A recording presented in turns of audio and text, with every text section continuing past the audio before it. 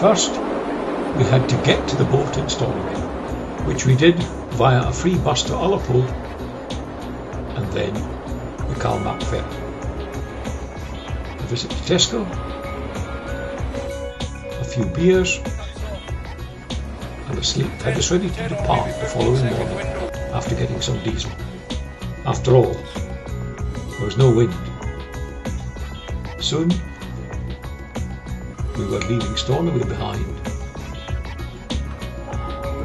heading for the Shiant Islands.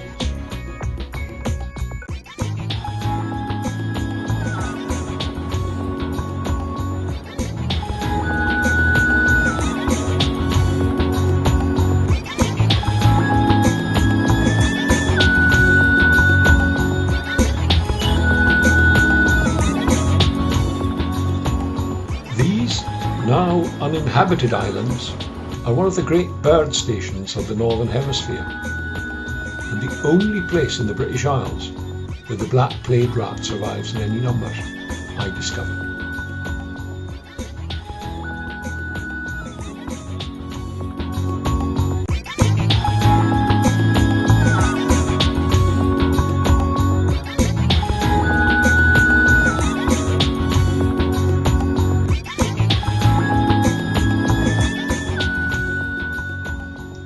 Ashore, we visited the excellent part-stop bothy with bunks and an above-average visitors book in which we made a short entry. The cottage was bought by the late Sir Compton Mackenzie to give him the solitude he craved to write.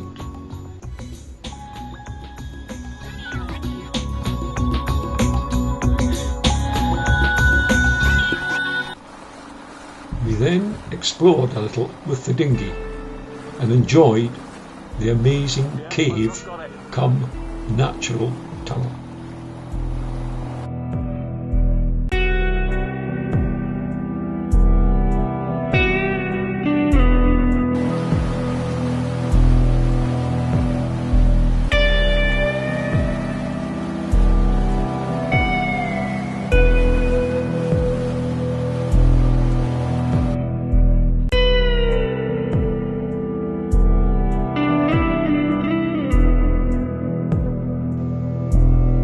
Back on board, the simple pleasure of my cold beer on a hot day is captured brilliantly by James.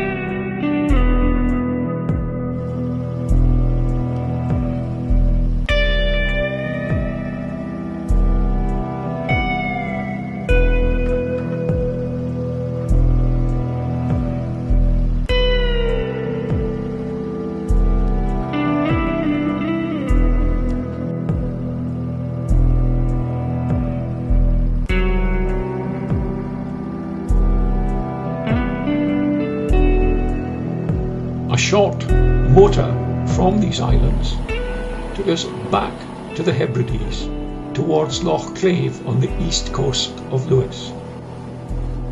This loch is one of the few remaining areas in the UK classified as wild, so there are no services close by. There's no road access to the loch. It is a sail in, sail out, extraordinary remote destination. We decided to anchor behind a small island close to the entrance. One yacht had beaten us to it.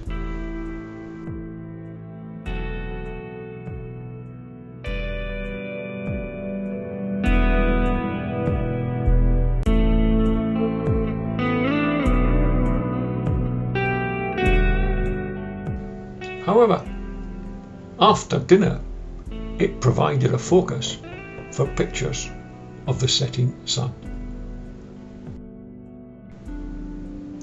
We left Lewis behind with the best example of towering cumulus clouds I'd ever seen, and sailed to Dunvegan on the northwest coast of Skye.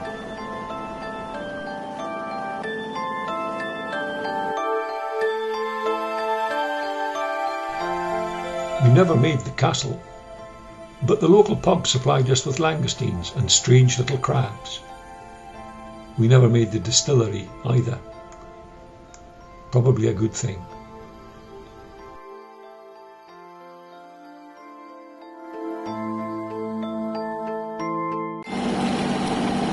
The weather now ceased its incessant sunshine as we motored down the west coast of Skye.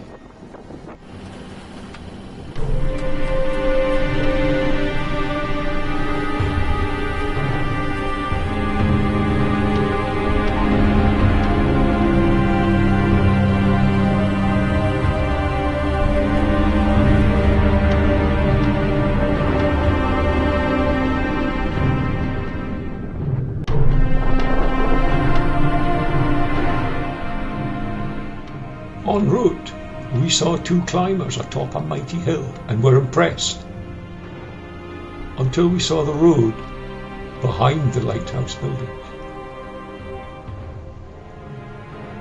Next were the amazing rock structures, the largest of which reminded me of a statue of Queen Victoria.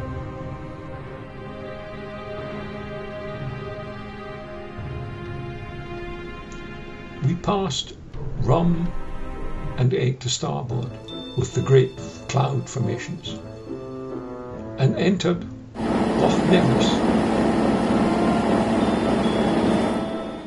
We entered Loch Nevis and eventually moored, courtesy of a cormorant, at Inverie. Here's another place you cannot reach by road. We ate ashore, but left the tide to bury the dinghy mooring line. James rescued it superbly. Next day, we left in the sunshine and set off for Gairloch via Kylray, Loch Alsh and the Skye Bridge. Sound of silence. No engine in the dinghy. Sails, white things, glowing in the sky. Arr! Here's the only ferry to Skye which I once repaired, and it's just north of Glen Elg, and there's where Ring of Bright Water was created.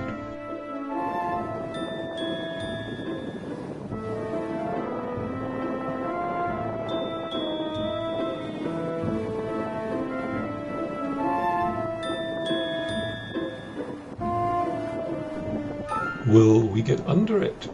I wondered.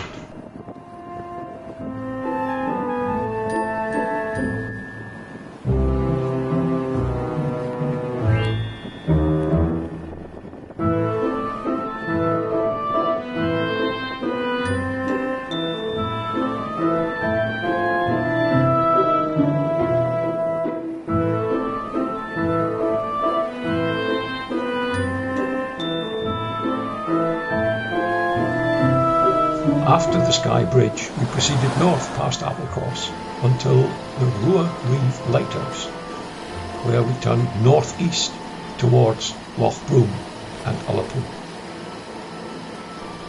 We moored at 2 a.m. by torchlight and were soon up the next day for breakfast.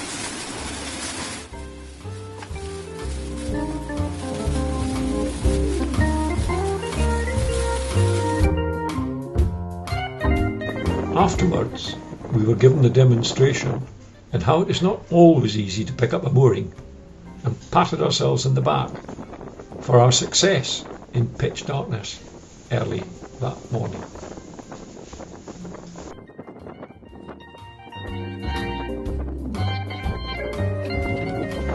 Then followed a day on the boat, and then another free bus home after a thoroughly enjoyable sailing experience.